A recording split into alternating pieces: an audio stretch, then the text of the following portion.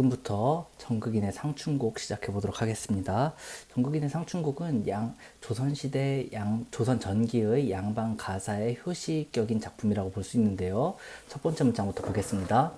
홍진에 묻힌 분내 인해생에 어떠한고. 여기에서의 홍진이라는 단어는 속세를 이야기하죠. 속세를 이야기하는데 이 작품에서 그냥 거의 유일한 부정적인 시어라고 생각하면 될 것 같습니다. 나머지는 다 긍정적이에요.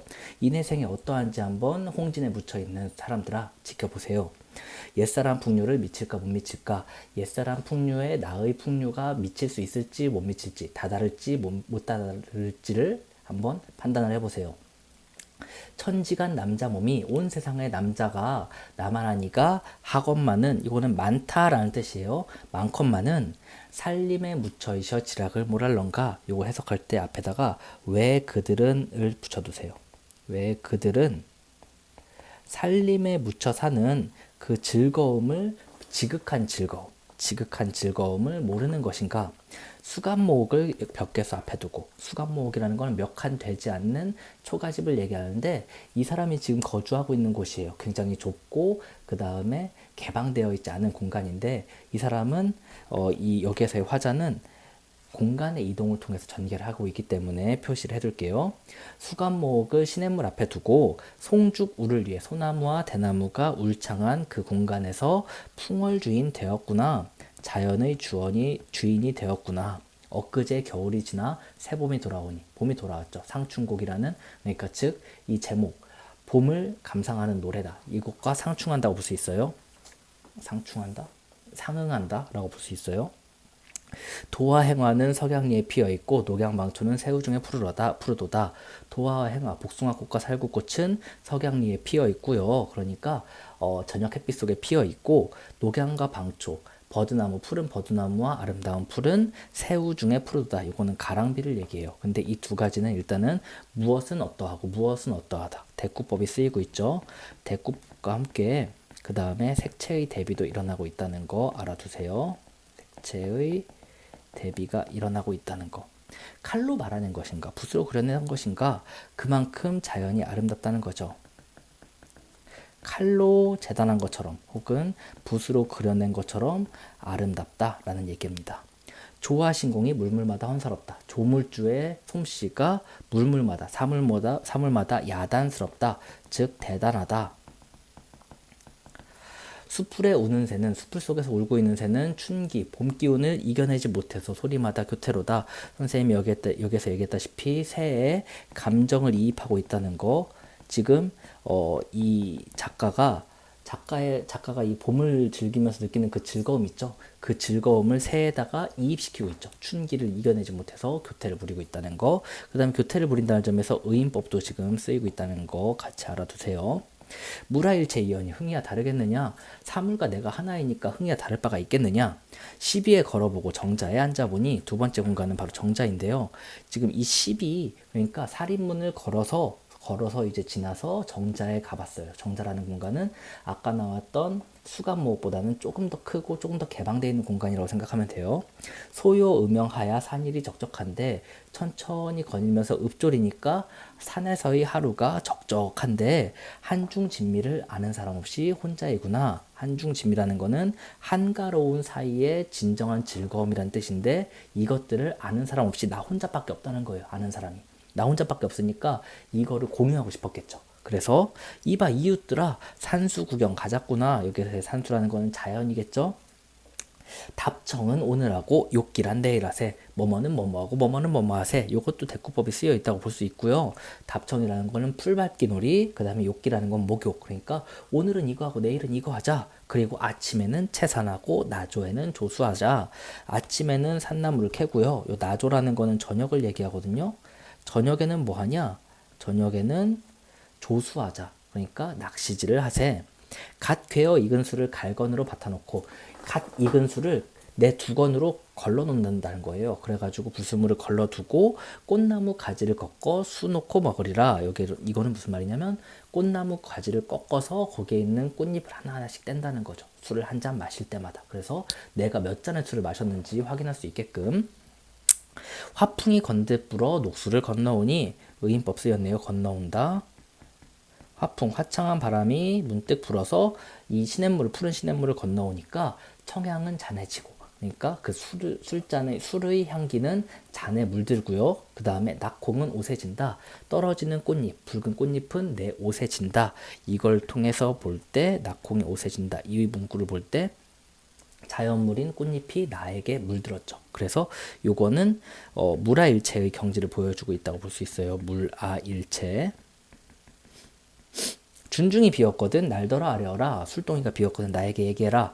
소동 아이더러 주가에 술이 있는지 술을 물어서 어른은 막대를 짚고 아이는 술을 맨 다음에 미음 완보하여 천천히 거닐면서 읊조리면서 시냇가에 혼자 앉아. 미음 완보 아까 똑같은 말 소요 음영 나왔었죠. 시냇가라는 세 번째 공간으로 지금 이동을 했어요. 혼자 앉아서 뭘 하냐? 명사 좋은 물에 잔을 씻어 부어들고, 명사 좋은 물이라는 거는 물이 너무 깨끗한 나머지 그 아래에 있는 모래조차 비쳐 보인다는 거예요. 그 물에다가 잔을 씻고요. 그 다음에 술을 부어서 술잔을 들고 청류를 굽어보니, 그 맑은 시냇물을 굽어보니까 저 위에서 떠내려오는 것이 바로 복숭아꽃이었어요. 복숭아꽃을 보면서 뭘 떠올렸냐? 옛날 이야기를 떠올린 거죠. 무릉도원과 관련된 이야기. 무릉도원과 관련된 이야기가 뭐냐면, 어떤 사람이 이제 시냇가 길을 잃고서 시냇가에 가가지고 물을 마시고 있는데 저 위에서 복숭아꽃이 떠내려오는 거예요. 그걸 보고서 저 위에 가면 복숭아 나무가 있겠고 복숭아가 열려 있겠구나 라고 해서 올라가 봤어요. 그러니까 정말로 천국 같은 그 공간, 무릉도원이라는 그 공간이 펼쳐져 있었던 거죠. 거기서 한참 동안 놀다가 다시 집으로 돌아왔는데, 돌아온 다음에 다시 돌아가려고 보니까 어디로 갔는지 모르겠더라. 내가 길도 못 찾겠더라. 라는 게 무릉도원과 관련된 이야기거든요. 근데 여기서도 보면은 무릉이 가깝도다 점에이 긴거이고, 무릉이 이 떠내려오는 꽃잎을 보고서 무릉이 바로 여기 근처이구나. 저 들판이 거기인가? 라고 얘기를 한다는 거죠. 그러니까 즉 이 작가는 여기서의 화자는 내가 지금 거처하고 있는 공간이 무릉도원에 가까울 정도로 굉장히 아름다운 공간이다 라는 걸 보여주는 거예요.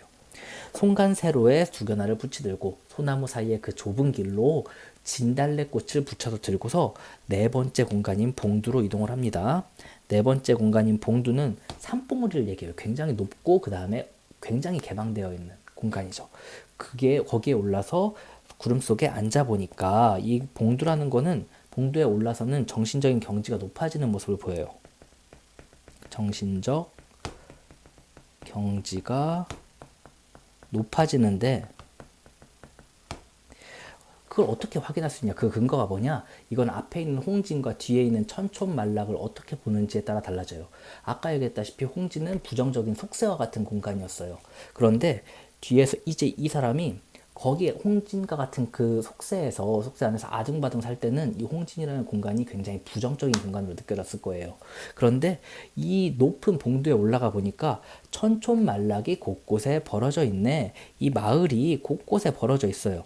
그걸 보면서 이것도 하나의 어떤 자연의 일부이구나 라는 걸 알게 돼요. 자연의 일부로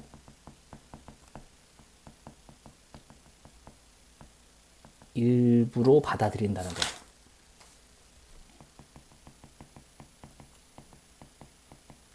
이게 무슨 말이냐면 맨 처음에는 그 좁은 공간에서 계속 살면서 속세라는 공간이 너무나도 힘들고 너무나도 나한테 부정적인 공간으로 느껴졌다는 거죠. 그런데 이제 높은 곳에 올라가 보니까 자연의 일부로 받아들이고, 그 다음에 그것들이 별것 아니었구나, 정말 아무것도 아니었구나 라는 걸 알게 되었다는 거예요. 연하일리는 금수를 재폈는 듯. 그러니까 연하일리와 같은 그런 뭐 자연물들은 마치 아름다운 그 비단을 펼쳐놓은 듯 하고요. 직유법이 쓰였네요. 엊그제 검은들이 봄빛이 유여하구나. 엊그저께 그 검었던 그 들판이 봄빛이 넘쳤어요. 그러니까 겨울에서 봄이 되었다는 거죠. 공명도 날거리고 부기도 날거리니 청풍명월 외에 어떤 것이 있어없고, 공명과 부기가 날거린다는 거. 그런데 이거는 사실은 내가 부기와 공명을 꺼린다는 거죠. 그러니까 여기는 주객의 전도가 일어나는 부분이죠. 그러니까 내가 이름을 떨치는 것도, 그 다음에 부기도 바라지 않는데 마치 그것들이 나를 바라지 않는다라고 생각하는 거랑 똑같은 거예요. 청풍명월 외에, 그 자연물들 외에 어떤 것이 있겠습니까? 단표 누항의 흩은 해음 아니하네. 단표 누항이라는 거는 소박한 삶을 얘기해요. 소박한 삶을 비유적으로 하나의 표주박, 그 다음에 누추한 거처라는 의미의 단표 누앙으로 비유적으로 표현한 거예요. 소박한 삶을 이야기하는데 소박한 삶 속에서 허튼 생각, 그러니까 이 공명이나 아니면 부귀와 같은 허튼 생각들을 아니하네. 아무타, 아무튼 백년 행락이 그러니까 한평생 즐겁게 살아가는 것이 이만하면 족하지 않겠는가? 여기에도 서리법이 쓰이네요. 그러면서 자신의 생활에 굉장히 만족하는 모습을 보이는 게 바로 이 상춘곡이라는 거죠. 그래서 이 작품의 특징은 저번에 정리해줬다시피 경치를 사실적으로 묘사하고 있고요. 그 다음에 대꾸법, 의인법, 직유법 다양한 표현 방법 사용하고 있고 새에다가 감정을 이입하고 있다는 거, 그리고 공간의 이동에 따라 시선을 전개하고 있다는 그러한 특징들이 있는 작품입니다. 자,